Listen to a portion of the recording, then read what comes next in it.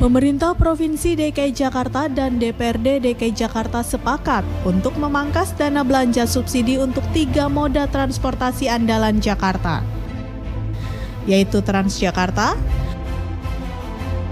MRT atau Moda Raya Terpadu, dan LRT atau Lintas Rel Terpadu sebesar 1,1 triliun rupiah.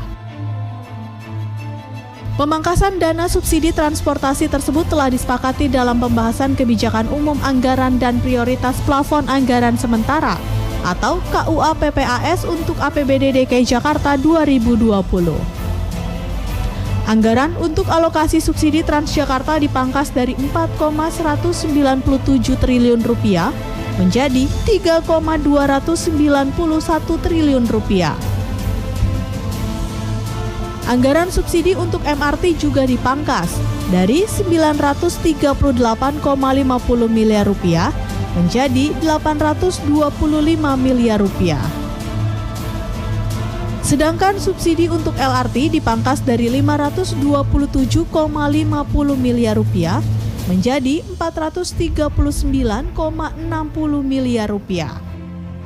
Meskipun terjadi pemangkasan alokasi subsidi, Pemprov meyakini tidak akan terjadi kenaikan tarif di ketiga moda transportasi massal tersebut.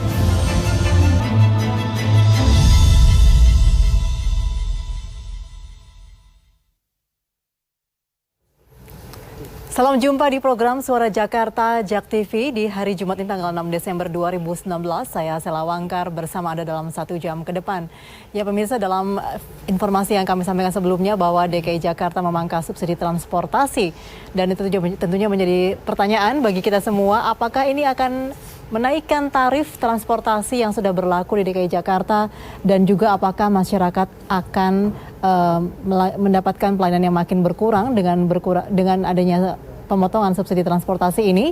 Kami akan bahas ini di malam hari ini. Telah hadir di studio yang pertama dengan langsung Kepala Dinas Perhubungan DKI Jakarta, Bapak Syafrin Liputo. Selamat malam Pak Syafrin. Selamat malam Mbak Sela. Ya, terima kasih bisa hadir bersama kami. Dan juga dengan Pak Yayat Supriyatna, beliau adalah pengamat kebijakan publik. Selamat malam Pak Yayat. Selamat malam Mbak Sela. Iya, terima kasih bersama kami. Baik, saya langsung ke Pak Syafrin terlebih dahulu. Pak Syafrin, ini apakah Bapak mendapatkan informasi mengapa sektor transportasi yang menjadi sektor yang dipotong untuk subsidinya dalam hal anggaran DKI Jakarta? Baik, sebenarnya dari sisi penganggaran kita ada beberapa, semuanya mendapatkan efisiensi, tentunya termasuk di sektor transportasi. Tapi memang kemudian ini menjadi menjadi heboh lah ya, karena memang terkait dengan subsidi untuk transportasi. Nah, dalam konteks itu tentu satu hal yang harus dipahami bahwa komitmen Pemprov DKI Jakarta untuk tetap mempertahankan standar pelayanan minimum yang ada, kemudian tarifnya tetap. Jadi jangan khawatir bahwa ternyata ada pengurangan PSO-nya kemudian misalnya berdampak kepada dua hal itu, tidak. Karena semuanya kita sudah lakukan perhitungan secara baik dan kita harapkan layanan yang di-deliver kepada masyarakat itu tetap, bahkan untuk Transjakarta tahun depan akan ada peningkatan dari aspek jumlah bus yang akan kita deliver kepada masyarakat. Baik, jadi yang harus digarisbawahi di sini adalah bahwa memang tarif MRT, kemudian juga Transjakarta maupun LRT yang sudah berjalan saat ini tidak akan naik begitu Pak ya? Nah, kemudian penghematan itu berupa apa nanti nih? Apakah memang ada kenaikan budget ketika di tahun ini dibandingkan tahun lalu sehingga begitu dihemat sebetulnya memang sudah tersedia budget yang sebelumnya begitu? Baik, pertama adalah kita mengusulkan untuk PSO itu setahun, tentu dengan standar yang sudah ditetapkan. Dan begitu ada efisiensi, ada juga yang harus kita ukur bahwa target tahun depan yang bisa kita penuhi terlebih dahulu itu adalah 9 bulan sampai dengan bulan September. Dengan harapan di bulan Oktober, November, Desember, kekurangan untuk MRT, LRT maupun Transjakarta ini bisa ditutup pada APBD perubahan tahun 2020. Oke, bila memang seperti itu rencananya, artinya memang di tahun nanti Oktober dalam APBD perubahan itu budgetnya memang ada Pak, tersedia sebetulnya? Ada, tersedia. Tersedia? Ya. Jadi kenapa sekarang dipotong di saat ini? Karena memang kita berhitung bahwa ada asumsi penerimaan kemudian asumsi pengeluaran. Nah ini harus balance. Kita tidak bisa begitu asumsi pengeluaran lebih besar dari penerimaan. Ini yang kita coba lakukan efisiensi, tapi dengan harapan di akhir 2020 keseluruhannya akan balance dan masuk dalam perhitungan APBDP. Memang skema teknis operasional untuk ketiga moda ini kami lakukan agak berbeda treatmentnya.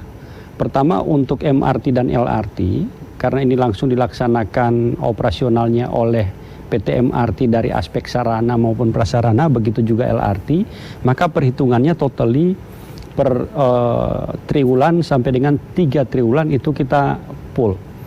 Di triwulan keempat baru dia akan ada tambahan kekurangannya. Kemudian untuk Transjakarta adalah yang penting karena ini dilaksanakan dengan kontrak operator, yang kita hitung pertama adalah pemenuhan kewajiban terhadap operator dulu.